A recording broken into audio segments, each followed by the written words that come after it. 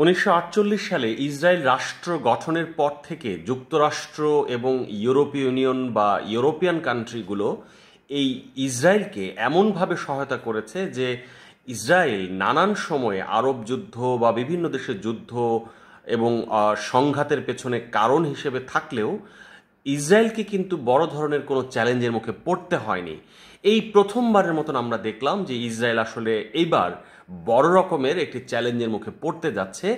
কেন এই চ্যালেঞ্জের মধ্যে পড়তে যাচ্ছে এবং কি কি দিক রয়েছে, কিভাবে আসলে ইসরায়েল এই চ্যালেঞ্জগুলোকে মোকাবেলা করতে পারে, সেই জায়গাগুলো নিয়ে আজকে আলোচনা করব। ইসরায়েল নানা সময়ে গাজা সহ বিভিন্ন জায়গায় হামলার পেছনে কাজ করলেও এই প্রথমবারের মতন আমরা দেখলাম যে ইউএন বা জাতিসংঘ তাদের তদন্তে বলেছে যে ইসরায়েল আসলে গাজাতে যেটি করেছে সেটি জাতিগত নিধন। এর আগে আমরা দেখেছি গত এপ্রিল মাসে অ্যামনেস্টি ইন্টারন্যাশনালও কিন্তু প্রায় একই রকমের তাদের কথা বলেছে বা তাদের তদন্তে উঠে এসেছে যে তারাও দেখেছে যে আসলে জাতিগত নিধন করেছে ইসরায়েল। যদিও ইসরায়েলের পক্ষ থেকে এই বিষয়টিকে নাকচ করে দেওয়া হয়েছে বা এই রিপোর্টকে বিভ্রান্তিকর বলা হয়েছে, কিন্তু মোটা দাগে এটি বলতে হবে যে এই প্রথমবারের মতন ইসরায়েল জাতিসংঘের কাছ থেকে এই ধরনের একটি চ্যালেঞ্জের মুখে বা এই ধরনের একটি অভিযোগের মুখে পড়তে গিয়েছে। আমরা দেখেছি যে আসলে গত সপ্তাহে মাত্র 72 ঘন্টার ব্যবধানে ইসরায়েল 6টি দেশে আসলে হামলা করেছে। এর মধ্যে তিউনেশিয়া রয়েছে, এর মধ্যে ইয়েমেন রয়েছে, কাতার রয়েছে, আর গাজা তো আছেই। এখানে যে বিষয়টি সবচেয়ে বেশি উল্লেখ করার মতন যে ইসরায়েলের পক্ষ থেকে বলা হচ্ছে যে এইসব দেশে যে হামলা করা হয়েছে বা ড্রোন হামলা হোক, বিমান হামলা হোক, সেই হামলাগুলো করা হয়েছে হামাসের নেতৃবৃন্দকে কেন্দ্র করে। কিন্তু এই দেশের যে সরকার রয়েছে তারা কিন্তু এটিকে দেখছে যে তাদের স্বাধীনতার উপর বা তাদের দেশের উপর হামলা। সুতরাং এই হামলা কিন্তু এই 6টি দেশকে একতাবদ্ধ হতে সাহায্য করতে পারে বা তাদের মধ্যে এক ধরনের বোঝাপড়া তৈরি হতে পারে যে আমরা আসলে ইসরায়েলের বিপক্ষে থাকব। এবং এই রাষ্ট্রটি গঠনের পর এই প্রথমবারের মতন ওআইসি এবং আরব লীগ মিলে এবং এই আরব রাষ্ট্রগুলো যারা সবসময় আমরা দেখেছি যে আসলে ইসরায়েলকে নানাভাবে সহায়তা করে এসেছে, তারা প্রথমবারের মতন সবাই একযোগে ইসরায়েলের বিপক্ষে এক ধরনের ঐকমত্য পোষণ করছে। প্যালেস্টাইন রাষ্ট্রকে স্বীকৃতির ব্যাপারে আমরা দীর্ঘদিন ধরে দেখেছি যে অনেকগুলো দেশই কিন্তু প্যালেস্টাইন রাষ্ট্রকে রাষ্ট্র হিসেবে স্বীকৃতি দেয়নি, কিন্তু আমরা গত কয়েক মাসের মধ্যে দেখলাম যে ফ্রান্স, কানাডা এবং ইউকে সহ আরও বেশ কয়েকটি দেশ কিন্তু সিদ্ধান্ত নিয়েছে যে তারা প্যালেস্টাইনকে বা ফিলিস্তিনকে স্বীকৃতি দেবে, যেটি আসলে ইসরায়েলের জন্য একটি বড় হুমকি বা বড় চ্যালেঞ্জ, যেই চ্যালেঞ্জটি আসলে ইসরায়েল এখন পর্যন্ত কখনো ফেস করেনি। কারণ তারা দেখেছে যে আরব দেশগুলো বা অন্যান্য মুসলিম দেশগুলো হয়তো প্যালেস্টাইনকে সহায়তা করেছে বা স্বীকৃতি দিয়েছে, কিন্তু ইউরোপের দেশগুলো বিশেষ করে যারা এই ইসরায়েলের বড় ধরনের মিত্র তারা কিন্তু কখনোই প্যালেস্টাইনকে বা ফিলিস্তিনকে স্বীকৃতি দেয়নি। এই প্রথমবারের মতন ইসরায়েলকে এই চ্যালেঞ্জের মধ্যেও পড়তে হচ্ছে।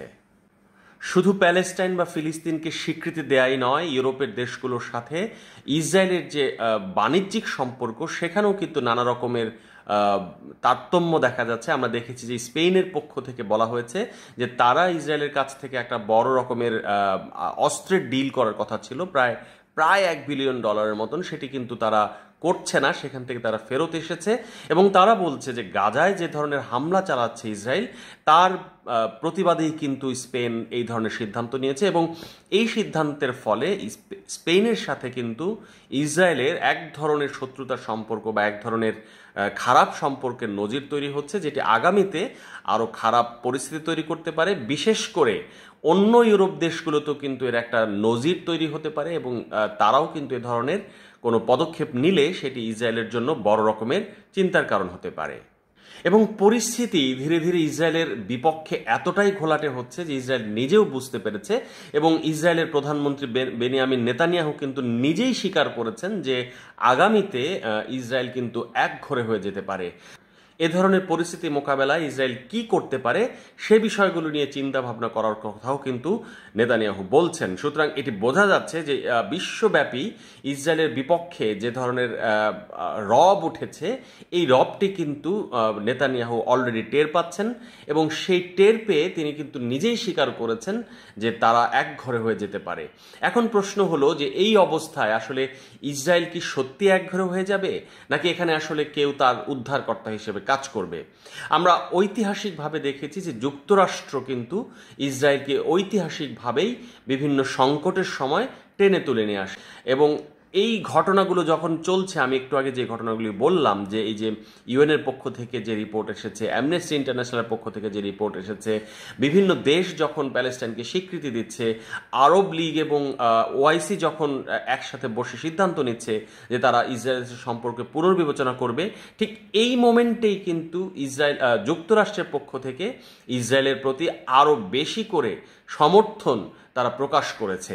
সুতরাং বোঝা যাচ্ছে যে আগামীতেও ইসরায়েলকে টেনে তোলার জন্য বা তার বিজনেসকে বা তার অর্থনীতিকে, তার কূটনীতিকে সফল রাখার জন্য, তাকে আরও এগিয়ে নিয়ে যাওয়ার জন্য যুক্তরাষ্ট্র তার ত্রাণকর্তা হিসেবে আগের মতোই হয়তো থেকে যাবে। তবে এটি সত্য যে যুক্তরাষ্ট্র যদিও তার পক্ষে থাকবে, কিন্তু পুরো বিশ্ব যেখানে তার বিপক্ষে চলে যাচ্ছে ধীরে ধীরে, এটি যদি কন্টিনিউ করে বা এটি যদি এইভাবে চলমান থাকে, সেটি কিন্তু ইসরায়েলের জন্য বড় রকমের টেনশন তৈরি করতে পারে।